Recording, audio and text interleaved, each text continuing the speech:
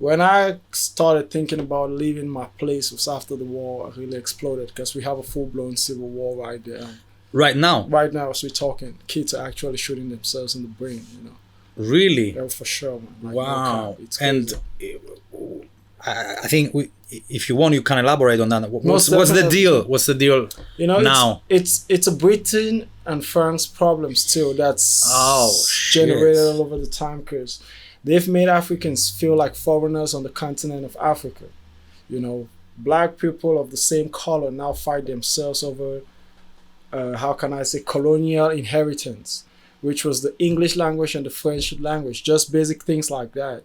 You know, because you speak French and I speak English, we start seeing ourselves different. You know, so it's a little more like that's how deep it goes. There are real people who are dying, like the death toll where I'm from. People be talking about the COVID so much now, and I'm like, it's not strange to people like me. Because we know death. We've chilled with guys. It's nothing compared to what you guys might experience. Most definitely. Yeah. You know what it contradicts with the conversation we had earlier about the bad things and the good things, that the bad things sell? Yes. So why is it that the bad things that are happening in Cameroon and in Africa in general are not selling? Yeah. Because we are humans of our own. Yeah. We have a son now who's going to be half separate, half black. We have to try to merge it to make sure that he pops out what he is, because he's mixed. He's not white, he's not black.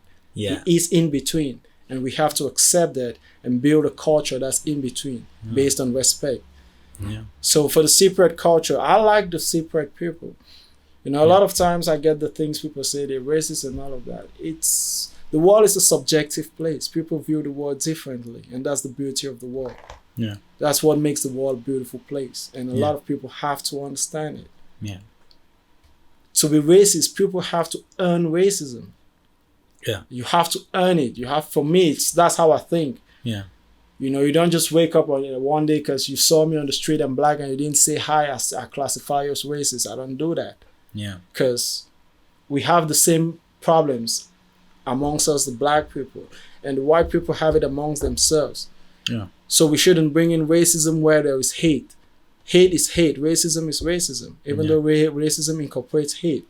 Yeah. We now, the people down here, we've not understood the ball game, so we're boiling on the word, which helps us heat our heads like atoms, and it generates this heat amongst us.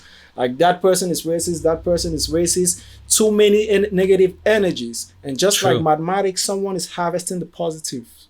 Yeah. When the negative energies collide, someone harvests the positives. True. So they want us to keep being at that state of mind where we think racism is the word, or because you met me and didn't like me because I'm black. No, people have the right to not like people, even if they're black, white, or whatever. Sure. It's a personal experience. Yeah. It's a personal feeling. Yeah, but still, it's true. That's what we were saying earlier. Yeah, it's true. It's a choice, and people should. If we want to counteract people by being like, don't say that because you're racist, we're taking some of their rights, the right for them to tell us. Yeah. Because if people are actually racist, then it's time we create a room for them to tell us, so we know how we can explain to them why not being racist is beneficial for all of us. But if we oppress them from afar, then they stay racist at the end. And because they don't say it, we think they are not. Yeah. We think they are good. But deep within them, there is. Yeah. Now, it's not only the words, but their actions are going to show. Their actions are going to show. They might transmit it to their kids because they didn't have the opportunity to say it. But if they said it and we had the opportunity to trash it out, then we are sure it's not going to move from generation to generations. Straight up. So Rastafarianism first is like a concept. It's just an idea that a lot of power. Idea, you said. Idea. Yeah. Right. A lot of black people, after all of the oppression during the time of slavery and strapped in the Caribbean islands, like in Jamaica and all of those islands, they wanted to bring forth a movement that glorified the black man, that was Afrocentric. Yeah. You know, to conserve their culture. So during the 30s and the early 90s, we had people like Marcus Garvey.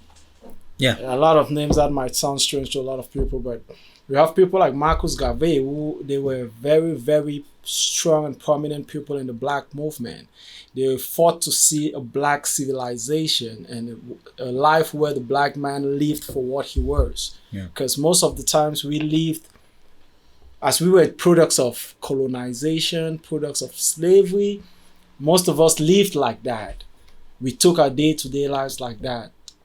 So black people like Marcus Garvey came forward with an idea to bring a nation, or not just a nation, a mindset that brings the black people together and makes them feel like we are together. We can do our things black and still be respected and still share love with others. Yeah. So when he came up with that initiative, he started a black movement. He was from Jamaica. He moved to America. He started a black movement. That was not the birth of Rastafarianism, because Rastafarianism then came after his initiative of bringing forth a black movement.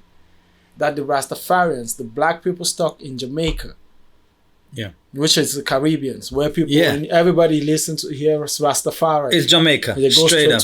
But why not Africa though? The name, the Rastafari, first comes from Emperor Haile Selassie, which was the emperor. He was the emperor of Ethiopia.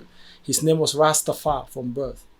Oh. He was an Ethiopian. See? I didn't know that. Yeah, he was a leader in Ethiopia.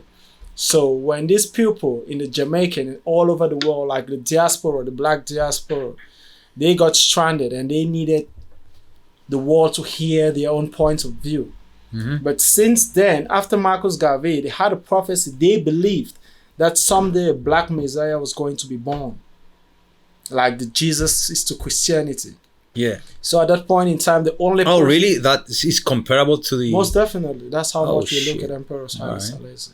So when Emperor Haile Selassie took over the throne of Ethiopia in the late 30s, he was the closest thing to a Messiah the black people had seen, because he preached what was needed for the black man to understand. He told them to come back home to Africa, because we cannot build Africa from out of Africa. So when he started giving out philosophies like that... What do you mean? Sorry, what do you mean you can't build Africa? We can't build Africa out of Africa. We can be Africa out of Africa. We can't. We can't. We can't build Africa out of Africa. Ah, okay. Like we cannot build Cyprus out of Cyprus. We have to be in Cyprus to build Cyprus. True. Because most of the people who were taken out of Africa didn't have the mindset of coming back anymore. Mm-hmm. They felt like the oppression wherever they was better than going back to Africa. So he started giving them a lot of opportunities to come back. And then there was a movement. It was like a little rebellious movement of the black people where they could go sit and talk about themselves. Because there was a point in life, in history, where black people didn't have the rights that they even have today. At some point, we were begging for the right to be civil. Just the right to be around and do things like regular people. So one of the first points was that, to be... Afrocentric, to be black people, not want to be like the others, to be us, but still gain the respect we deserve. Was it forced?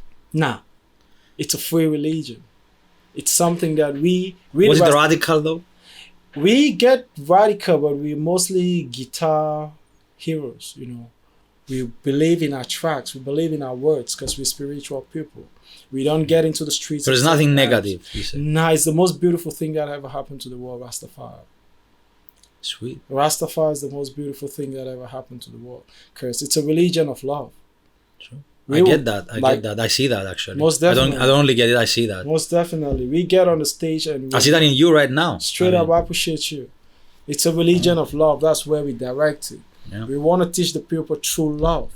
Yeah. We want to enlighten the people who are short of enlightenment of what's happening on earth. Because a lot of people are still stuck in this place thinking of believing in certain things that doesn't forward their spirituality or their physical presence on earth, which makes them worthless as humans. Yeah. And for the African, the easiest way to tell them that was to be like, hey, that's why if you realize prophets like Bob Marley didn't have chains and all of that, because they didn't feel oppressed in themselves. They knew they were black. They were asking him about money, but he always distracted most definitely. He distracted every argument of being rich because he didn't absolutely care about it. He understands the philosophy of money. He was a child of the earth, and he remained as humble and straight up human as he could be, I think. And that's the power of Rasta. Yeah. Bob Marley is one of those people who... Many people think that Rasta is just the hair. Most people think that it's a whole religion. Mm-hmm. It's a full-blown religion. Preaches the opposite of spirituality, but Rastafarianism is spiritual, not religious. Yeah. It's in a more spiritual context, you know. It's far away from the religious context of control, because what we definitely try to do at the end of the day is enhance yourself and make you believe in yourself, because even if there is a God, for now you are the true God. You are the only proof that God is I'm my own God, I do as I most please. definitely. Even if like people want to believe, if you believe what you want to believe, there are people who believe in heaven. And you're like, you're already living here. You cannot make a heaven out of this place. You expect a new heaven. We have to try to make a heaven out of the spaces we've got. That's the thing religion doesn't want to teach the people, because it wants to exploit the people whilst they are here. And when they die, they realize there was nothing. And they're like, fuck, someone fucked me. No, they fucked themselves. Yeah. With Rastafarianism, the truth about religion was drafted to be a message of love. That's the only true religion, love. If you teach people to love themselves, you wouldn't need any commandments. Do you really believe that if we go back 30,000 years ago, we will end up someplace different, like rather than today? There was this beautiful thing first about hate is this. The mainstream has redefined hate. Hate was not meant to be the position where you and I fight. Because now people feel like if I hate you and you hate me, we fight, or we are enemies. Hate had to be the boundary where we shake hands. Like if we both be like, this cigarette is black and you're like, it's blue. I'm like, okay, we agree to disagree. That had to be hate. Yeah. Where we separate, we're like, okay, let's agree to disagree. It didn't have to be to the extent where we try to split it together and fight and kill ourselves because we think different. Hate had to be where we're like, all right, I agree, you agree, let's live it. This is one mic and we share the mic together, and that's how love is supposed to be. It's supposed to be at the center and we all share because it's big. That's the name of the podcast. Two people, one mic, man. Two people, one mic, you feel me? So we share it out with love. Just the way we share the mic, we share love, and that's what mankind needs.